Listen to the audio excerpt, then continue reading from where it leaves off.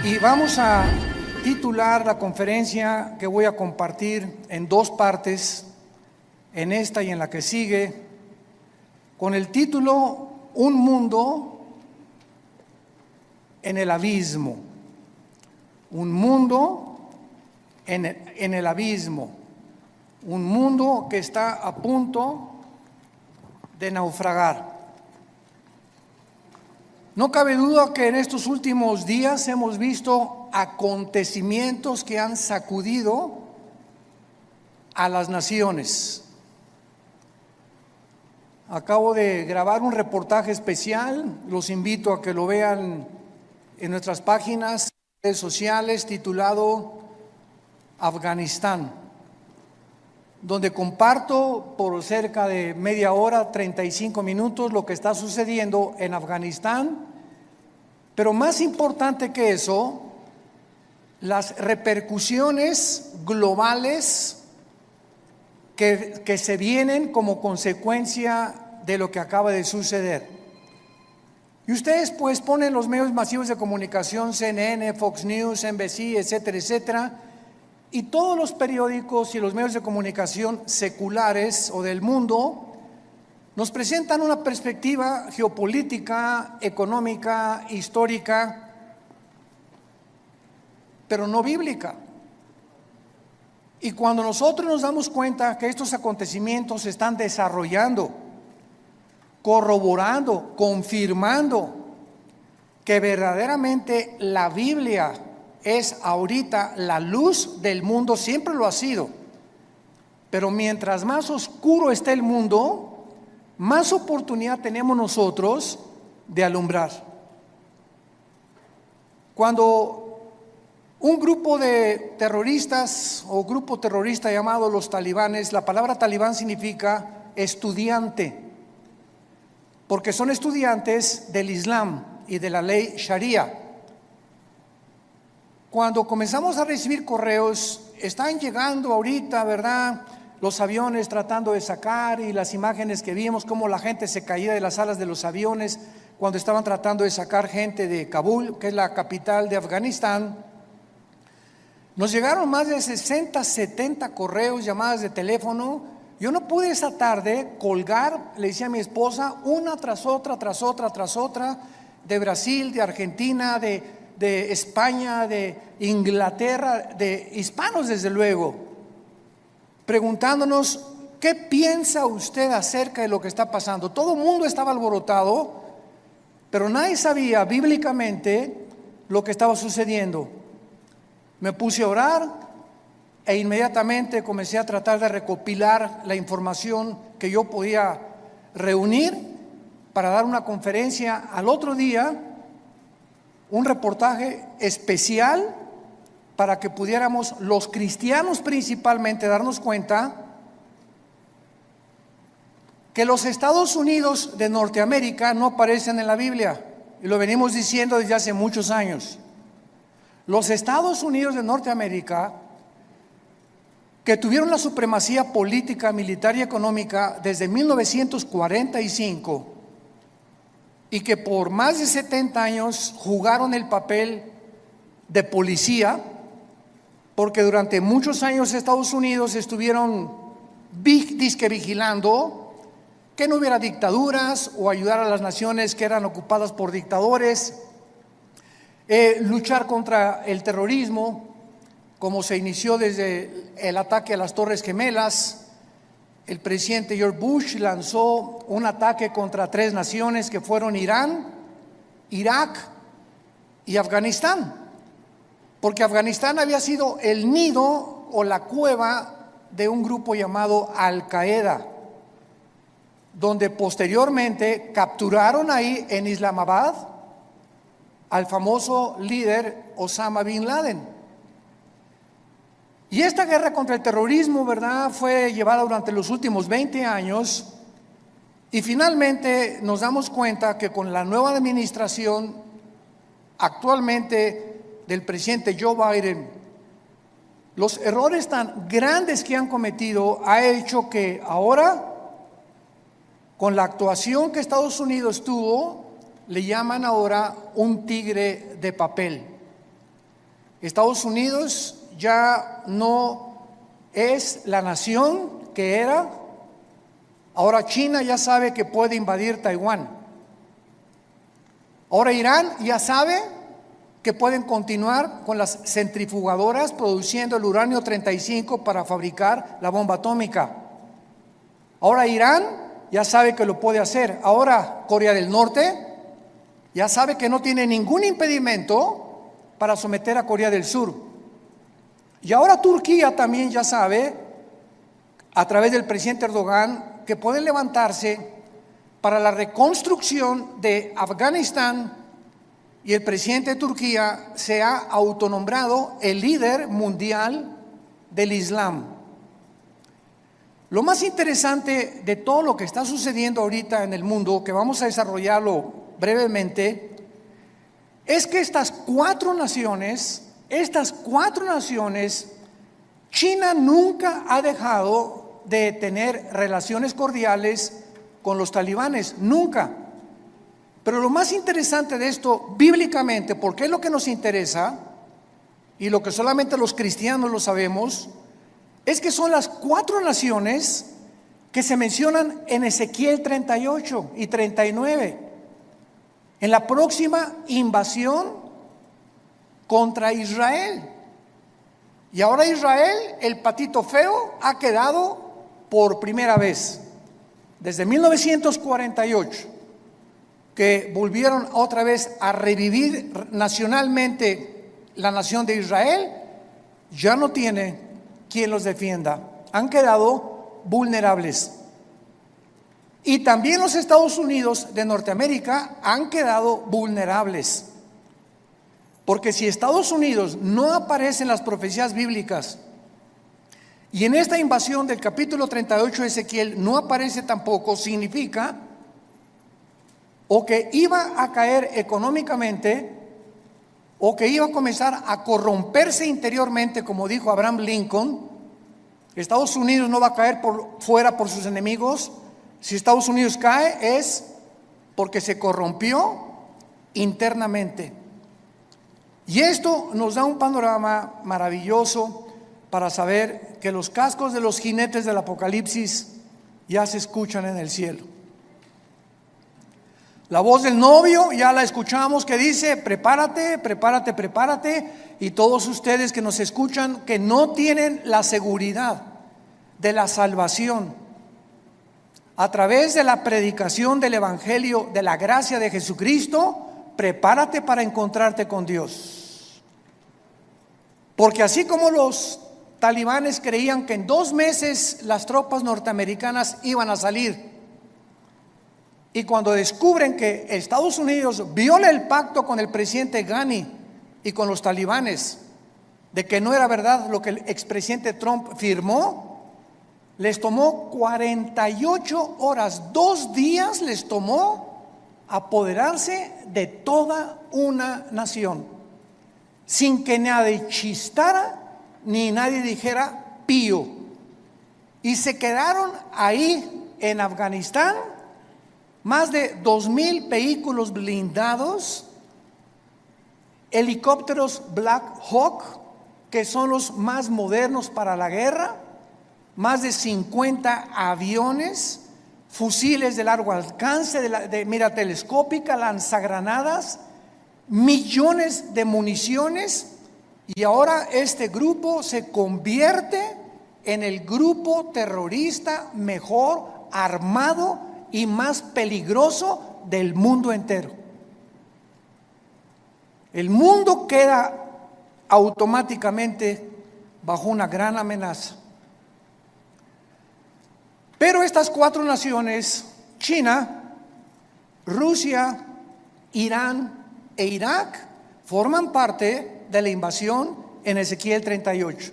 Esto es impresionante, es increíble. Y son las 4 naciones que están apoyando ahorita a los talibanes y que mantienen relaciones con ellos y los van a seguir defendiendo. Y por eso todos los que se consideraban que si no actuaban como China, no puede entrar a Taiwán porque la flota norteamericana ahora ya no, ahora ya pueden atacar a Taiwán. Irán, pues no podemos darle velocidad a la fabricación de las bombas atómicas porque Estados Unidos se nos puede echar encima. Ahora ya tienen la bandera libre para continuar produciendo armas nucleares. Y así, todas las naciones que tenían algún temor de que Estados Unidos reaccionara y mandara a sus soldados, se perdió completamente. El mundo ha quedado vulnerable. Abran sus Biblias en el capítulo 24 del libro de Isaías. Ojalá que todos hayan traído su Biblia. En los tiempos que vivimos, si tú no tomas en serio a Dios y sigues viniendo a la iglesia sin la Biblia, eres un cristiano de papel. A menos que ahorita en el metro se te cayó y lo olvidaste, que solo Dios lo sabe. Pero ya no podemos seguir siendo cristianos de papel, de pacotilla, de oídos y profesando por afuera sin darle la importancia a Dios que Él nos pide que le demos a este libro sagrado, que es la única luz que tenemos actualmente. El pasaje que voy a leer en Isaías 24 se escribió hace más de 2500 años. Señores ateos que nos escuchan, escépticos y todas las personas que han atacado la Biblia y que se han burlado de ella, ahora van a comenzar a buscar y a volver otra vez a encontrar quién puede darnos respuestas de lo que está pasando geopolíticamente en el mundo. Y en este pasaje, escrito hace más de 2500 años, se describe cómo va a acabar el mundo.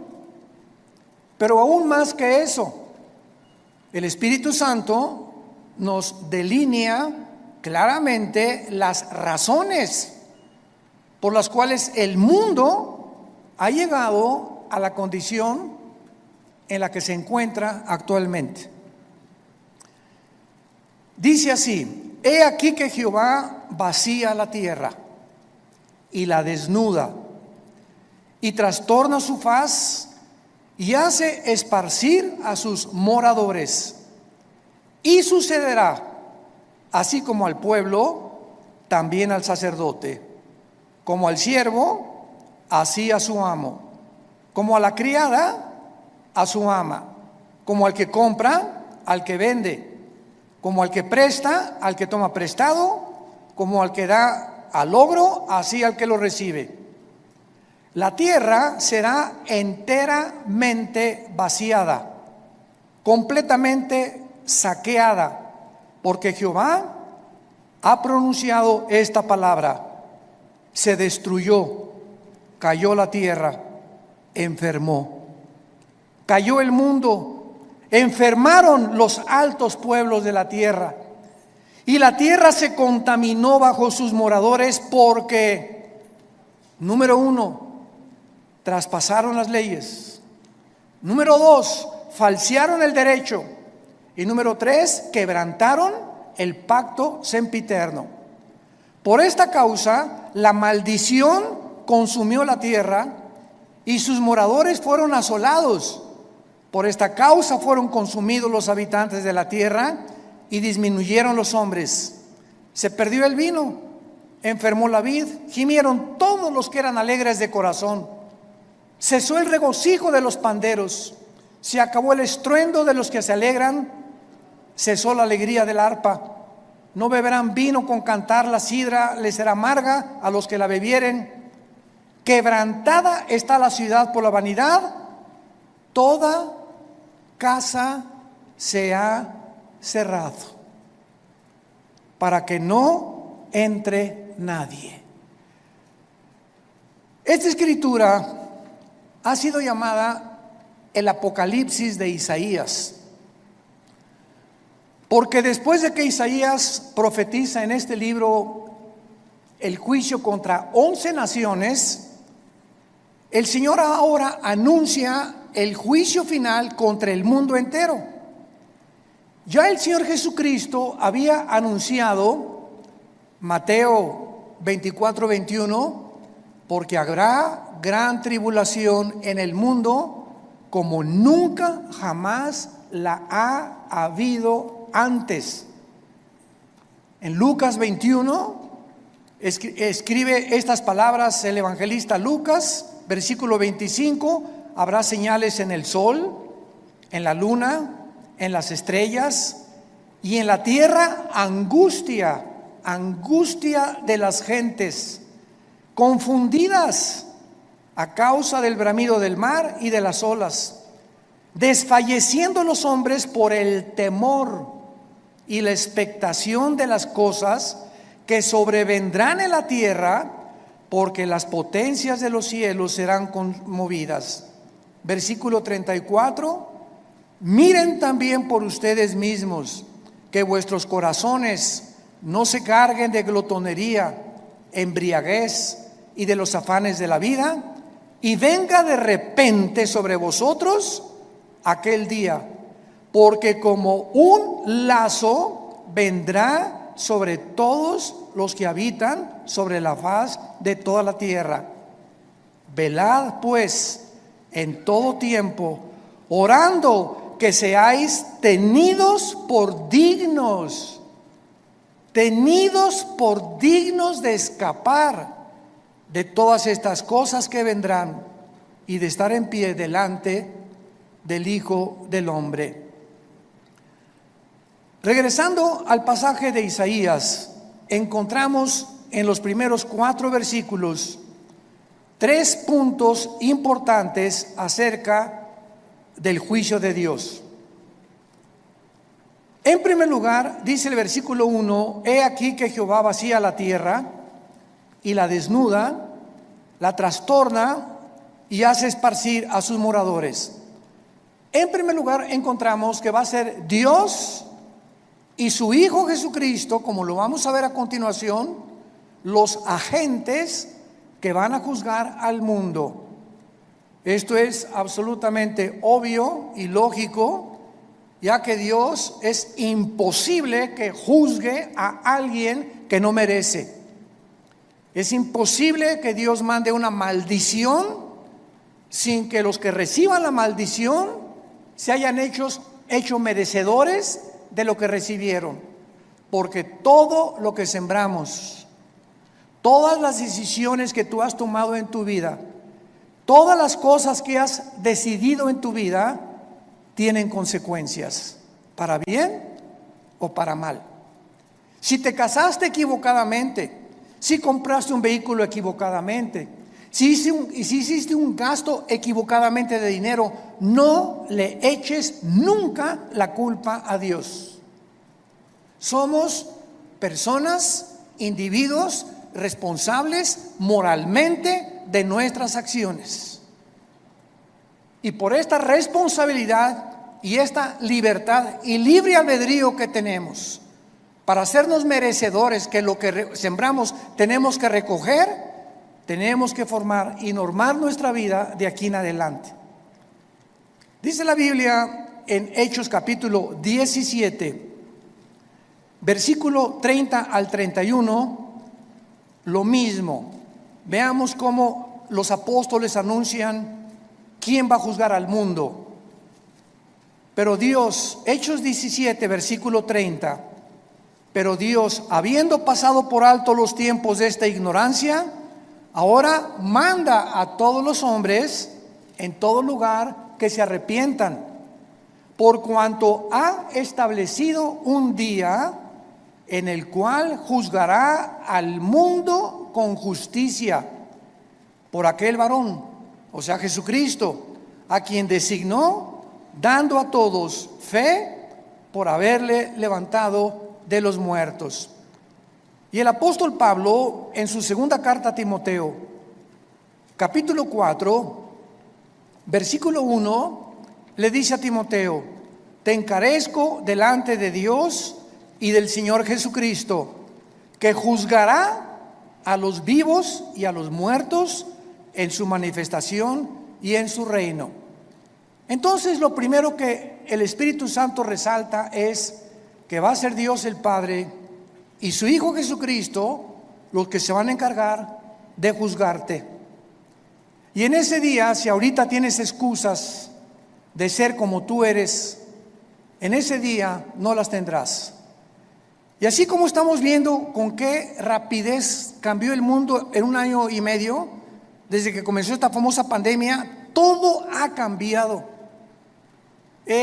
La moral, la conducta, la economía, la política, los medios de salud. En menos de 1 año el mundo ha sido trastornado completamente. En 48 horas un grupo terrorista se enfrenta al ejército más poderoso del mundo y los hace huir. En 48 horas sin disparar una sola bala. Y así está pasando todo en el mundo, nos está agarrando a todos desprevenidos.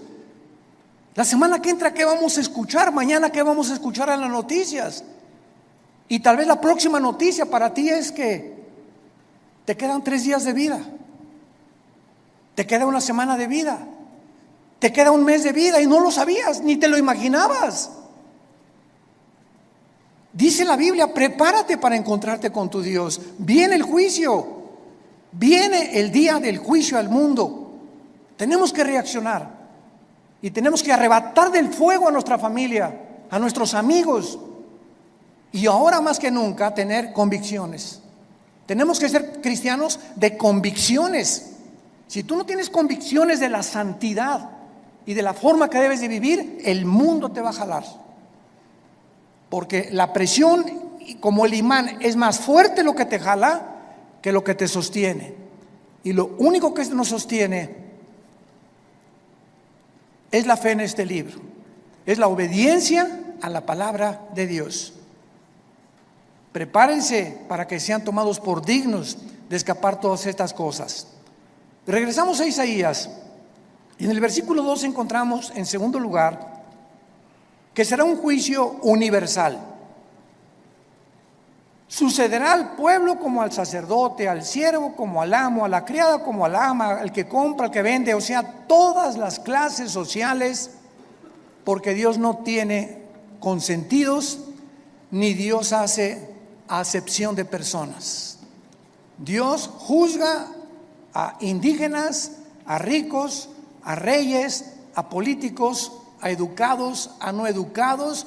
Dios juzgará a todos los seres humanos salvajes, mayas, tlaxcaltecas, egipcios, babilonios, etcétera, etcétera. Dios juzgará a todos los seres humanos que descendemos desde Adán hasta nuestros días. Dice en Apocalipsis capítulo 20 cómo será este juicio, porque el juicio que estamos hablando no es el juicio a los cristianos. Cuando estamos hablando que Dios juzgará al mundo con justicia, estamos hablando a todos los que le rechazaron. Todo lo que estamos hablando ahorita, y lo vamos a ver a continuación, por qué Dios los va a juzgar, es el juicio que se llama en Apocalipsis capítulo 20, del 11 al 15, el juicio del gran trono blanco. Porque todos nosotros que hemos recibido a Jesucristo, ya hemos sido juzgados en la cruz.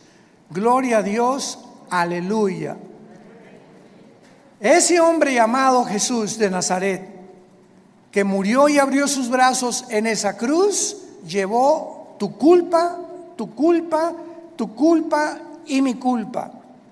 Y lo que tú y yo merecíamos pagar ahora en el día del juicio con el infierno y el lago de fuego, Él en la cruz lo llevó en su cuerpo de carne.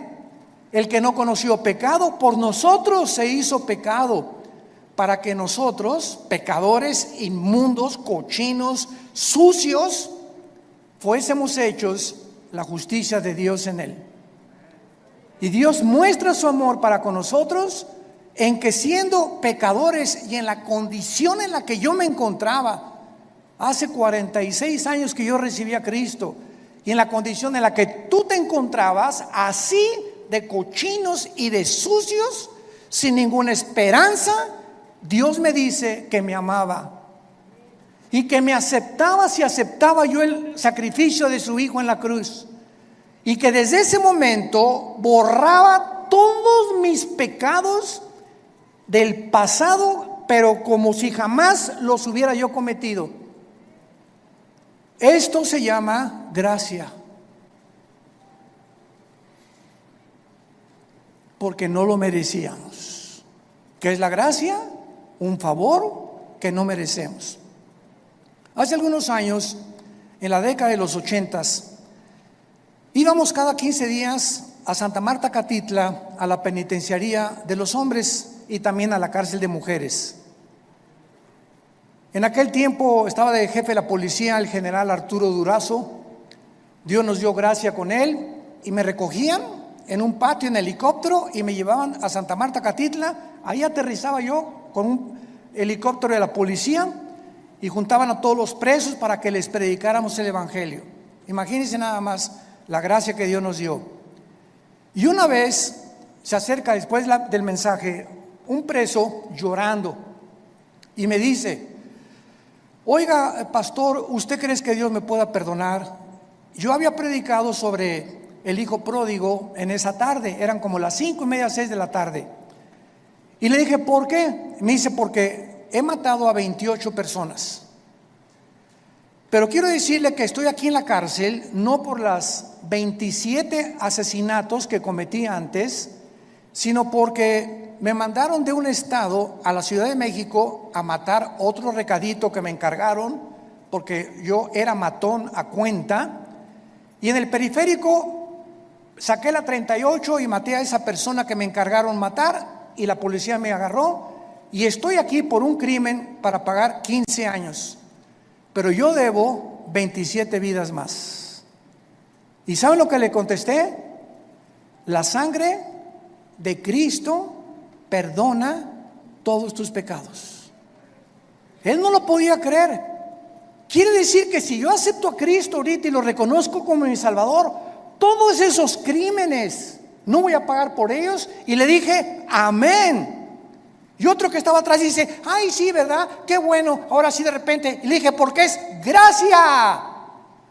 Esa es la gracia, ese es el mensaje del evangelio, de la gracia de Dios. Que Dios te perdona siendo inmundo y pecador. Porque nadie merece irse al cielo, nadie merece el perdón. Dios nos lo da en su amor en la cruz. Esta palabra gracia no aparece en ninguna religión. En ninguna religión. Y hay cristianos que todavía no han entendido el significado de la palabra por gracia somos salvos por medio de la fe. Es la fe la que nos da la gracia de Dios. El creer lo que Él hizo en la cruz nos hace, nos abre para que Dios tenga a favor de nosotros, se compadezca de nosotros y nos regale el amor de su Hijo Jesucristo. ¿Qué mensaje tan glorioso tenemos? Yo quiero decirte a ti que nos estás viendo por la televisión y ustedes que están aquí presentes.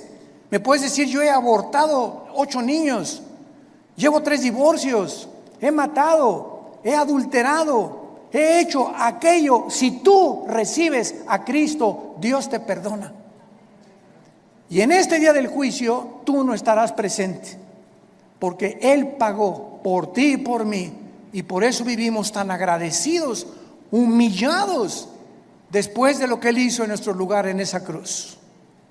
Dice Apocalipsis 20, versículo 11, hablando del trono donde estarán todos los que rechazaron este regalo de Dios. Vi un gran trono blanco y al que estaba sentado en él, de delante del cual huyeron la tierra y el cielo, y ningún lugar se encontró para ellos. Esto nos habla que este juicio será después del milenio, porque los que estén en este juicio van a ver cómo desaparece la tierra y los cielos. Y después de este juicio, Dios hará nuevos cielos y nueva tierra.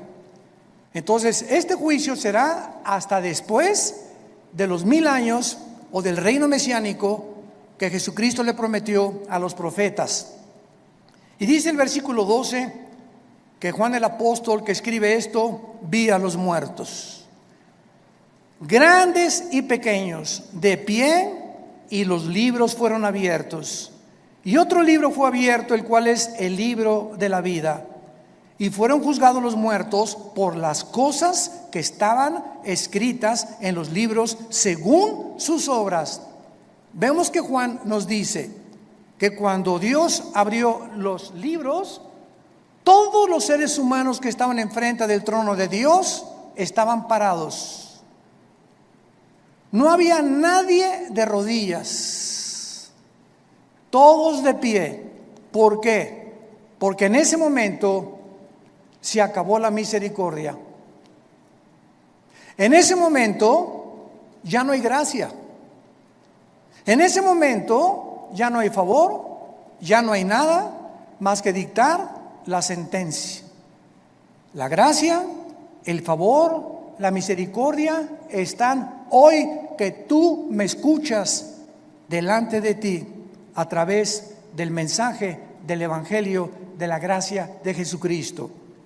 Pero si después de esta vida tú rechazas lo que te está Dios ofreciendo en este momento, se acabó, porque eres responsable. Somos sometidos a la ley de la responsabilidad individual, y cuando tú te mueras, te morirás en tus pecados, porque tú así lo decidiste. Como dijo un predicador hace algún tiempo, Dios no manda a nadie al infierno.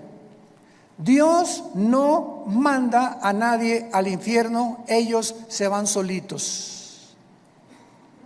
Dios dio a su Hijo en la cruz, y si tú te condenas es porque tú escogiste pasar la eternidad lejos de Dios, porque en esta vida rechazaste a Dios y no lo quisiste, menos te gustará seguir con Él después de muerto. Los libros van a ser abiertos, todos tus pensamientos, todas tus palabras y todas tus acciones serán traídas delante de ti como en una película. Y observamos que Dios te va a juzgar por las obras. Qué irónico, ¿verdad? La salvación es por gracia sin las obras, pero el juicio será por las obras.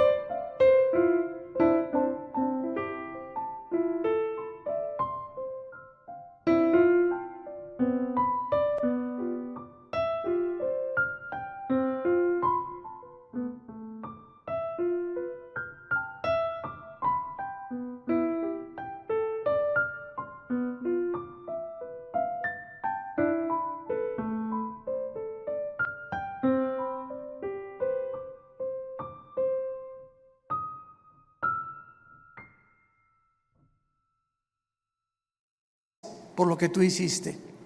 Y ahora, por lo que nosotros hicimos, Dios nos perdona. Pero el día del juicio no lo vas a soportar. Y en tercer lugar, regresamos a Isaías 24. Dice el versículo 3 y 4 que este juicio devastará completamente el mundo. La tierra será vaciada, versículo 3, Isaías 24, completamente saqueada. Jehová ha pronunciado esta palabra: la tierra se destruyó, enfermó, cayó el mundo, blasfemaron los altos pueblos de la tierra, y la tierra se contaminó bajo sus moradores, porque traspasaron las leyes, falsearon el derecho y quebrantaron el pacto sempiterno. Estas características del versículo 4 ya las podemos ver. ¿En qué planeta estamos tú y yo viviendo? En un planeta donde el aire ya está contaminado. Las frutas, las cosechas, la agricultura, los campos están contaminados. El mar inmensamente contaminado.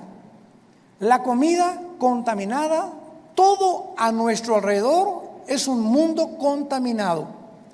Y lo más interesante que vamos a descubrir a continuación es que ahorita las naciones, el efecto global y el clima, están luchando las naciones por mejorar el clima, sin que los líderes de las naciones se den cuenta, porque hay un velo en sus mentes que no pueden entender la realidad de lo que nos rodea.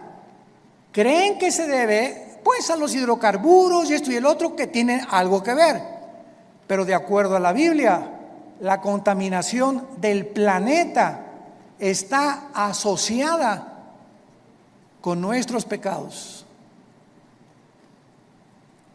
Mientras más inmoralidad hay en el mundo y mientras más maldad hay en el mundo, la tierra sufre igualmente que nosotros.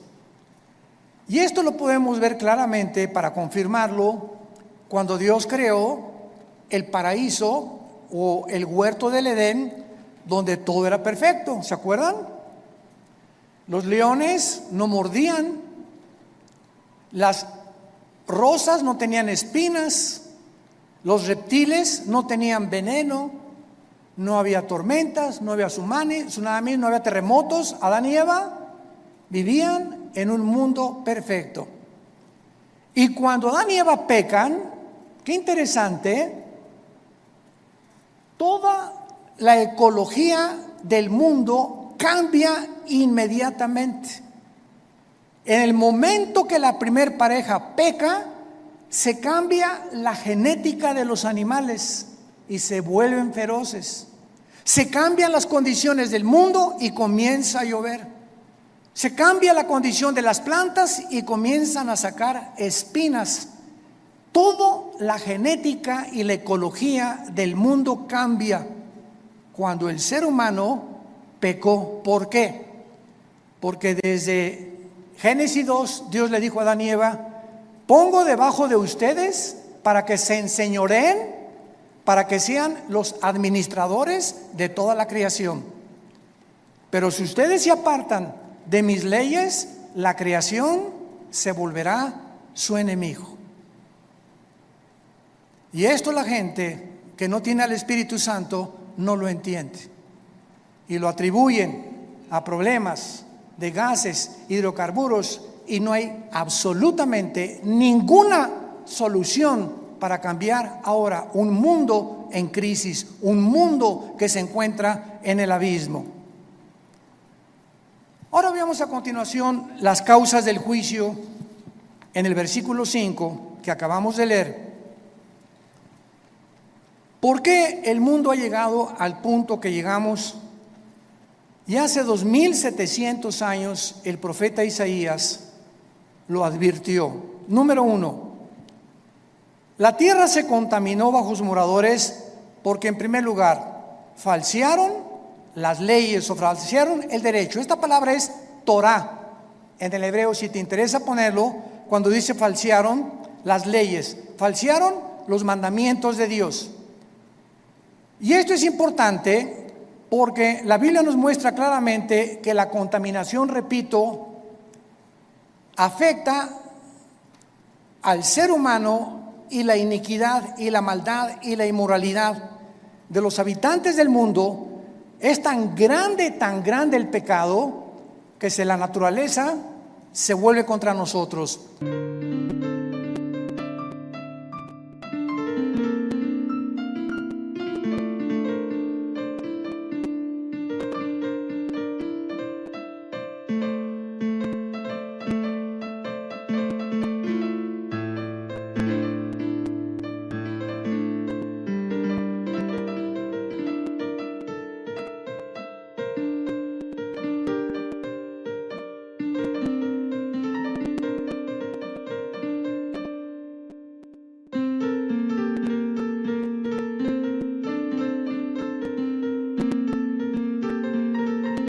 Veamos otros ejemplos de esto en el libro de Job, capítulo 36. Job, capítulo 36, versículo 33.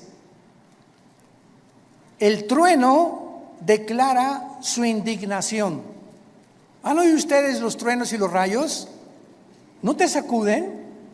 Mi esposa, cuando truena, a ella me encanta que truene, porque sé que no me va a pasar nada.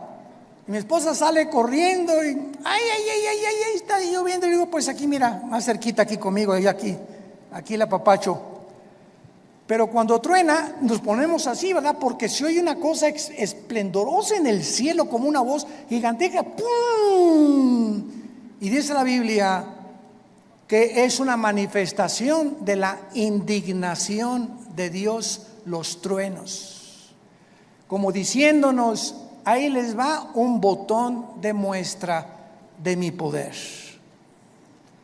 Y la tempestad proclama su ira contra la iniquidad.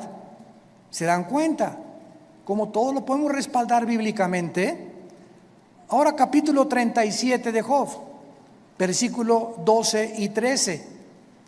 Asimismo, por sus designios se revuelven las nubes en derredor, para hacer sobre la faz del mundo, en la tierra, lo que Él les mande, unas veces por azote, otras por causa de la tierra, otras por misericordia las hará venir.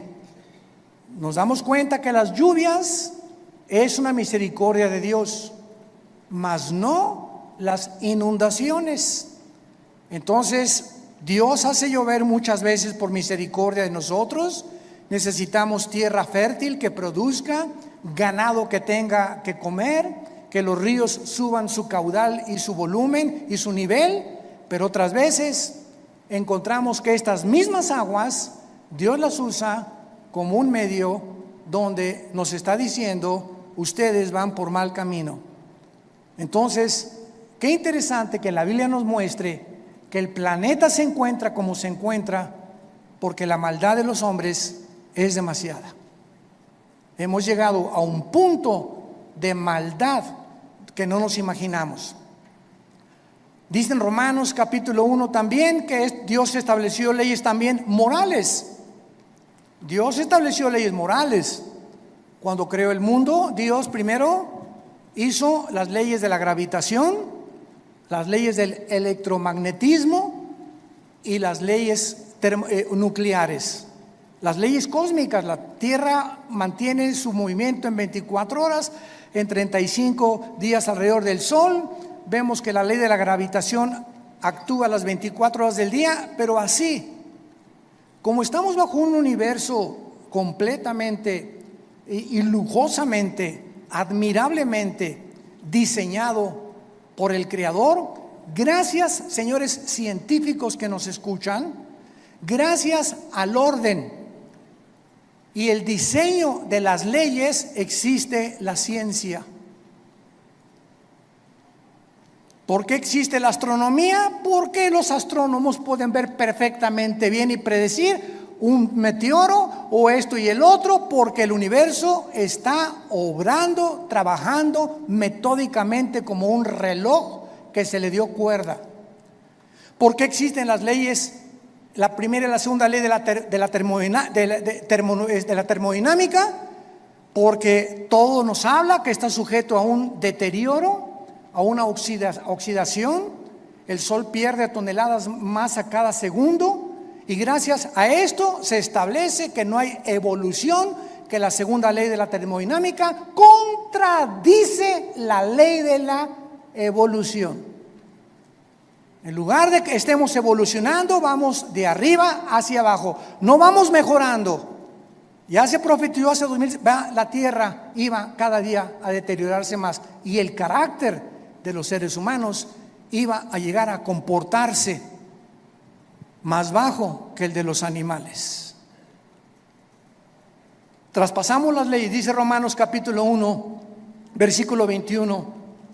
Pues habiendo conocido a Dios, no le glorificaron como a Dios, ni le dieron gracias, sino que se envanecieron en sus razonamientos, y su necio corazón fue entenebrecido. Profesando ser sabios, se hicieron necios, y cambiaron la gloria de Dios incorruptible en semejanza de imagen de hombre corruptible, de aves, de cuadrúpedos y de reptiles, por lo cual Dios los entregó a la inmundicia en la concupiscencia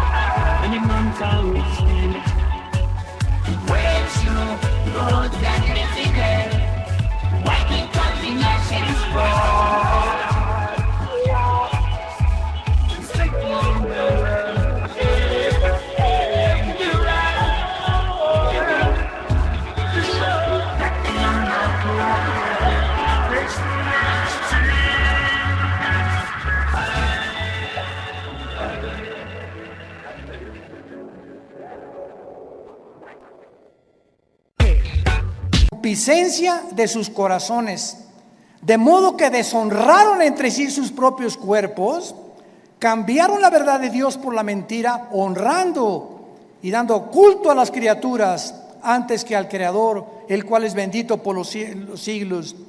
Por esto Dios los entregó a pasiones vergonzosas.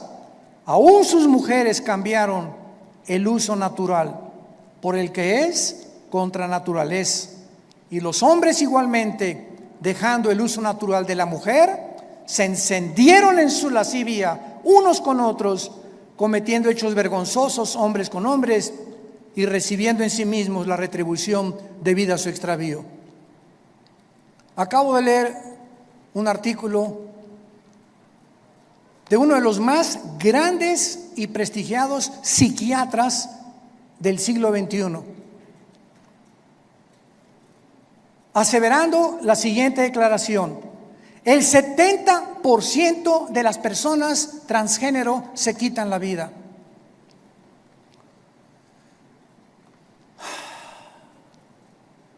El 70% de las personas que intentaron cambiar la naturaleza con la cual nacimos, le dijeron a Dios: te equivocaste, yo no soy hombre, soy mujer, no soy mujer, soy hombre. Finalmente, cuando hacen la operación y la cirugía para cambiarse el sexo, en su alma son como Dios los creó, y comienza una lucha interna: ¿soy o no soy? ¿O qué soy? Y la confusión y el conflicto mental llega al grado que prefieren quitarse la vida. Esto fue escrito hace 2000 años por el apóstol Pablo. Dejando el uso natural, la biología, las leyes de la naturaleza, no hay más que hombre y mujer. No hay 3 sexos, no hay 4, no hay 5. Eres varón o eres hembra. Y cerramos la Biblia de acuerdo a la ciencia. Si tienes 2 cromosomas XX, eres mujer. Y si tienes el cromosoma Y, que las mujeres no tienen, eres macho camacho. Eres hombre de los pies a la cabeza. Y si tú niegas tu genética y niegas la naturaleza, acarreas, dice el apóstol Pablo, hace 2000 años, se viene sobre ti tu propia naturaleza. Y nunca podrás vivir en paz, porque has traspasado las leyes de Dios. En segundo lugar dice, falsearon el derecho. Los gobernantes, los magistrados de justicia que nos escuchan, los jueces federales y civiles, los senadores, los diputados, los dictadores, han pervertido el derecho para gobernar recta, íntegra y honestamente una nación. El expresidente de Afganistán, Ghani, salió huyendo con más de 120 millones de dólares, como todo buen político corrupto. Y si vemos una gangrena, un veneno que está ahorita en las naciones, es precisamente ese, la corrupción. No es el pueblo lo que les interesa, son sus intereses personales. Me voy a llevar lo más que pueda del pastel en el poco tiempo que tengo que ejercer mi derecho, antes de que acabe todo. Y finalmente dice la Biblia, quebrantaron el pacto sempiterno para terminar. Quebrantaron el pacto sempiterno. ¿Cuál es este pacto sempiterno? Veamos el libro de Malaquías, antes de Mateo, para terminar, el último libro de la Biblia, Malaquías capítulo 2, versículo 13, lo que el profeta escribió antes de que iniciara la venida de Jesucristo. Malaquías 2, versículo 13. Y esta vez haréis cubrir el altar de Jehová con lágrimas, de llanto y de clamor. Ya no miraré más a la ofrenda para aceptarla con gusto de tu mano. Me dirás, ¿por qué? Porque ha Jehová testiguado contra ti y la mujer de tu juventud, contra la cual has sido desleal. Estoy enojado contra ti. ¿Por qué, Señor? Porque no eres fiel a tu esposa. Y vas a llorar y te vas a arrepentir y te vas a jalar los pelos. Y si te mueres en esta condición, te condenas eternamente. Porque has sido desleal. Vamos a ver qué significa la palabra en hebreo, desleal. Siendo ella tu compañera y la mujer de tu pacto. ¿Cuál es el pacto que menciona Isaías que acabamos de mencionar? Sempiterno, el primer pacto que Dios es.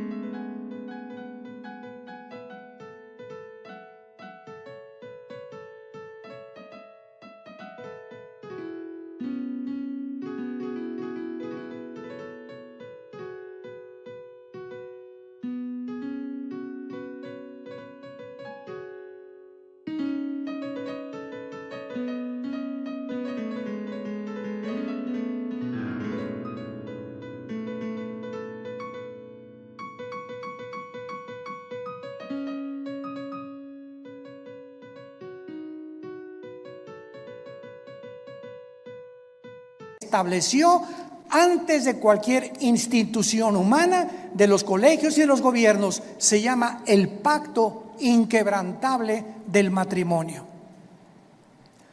A los que les interese, la palabra desleal en el hebreo es la palabra bagad, con B de bueno, A de Armando, G de Gárgara, H, A de Armando, D de David.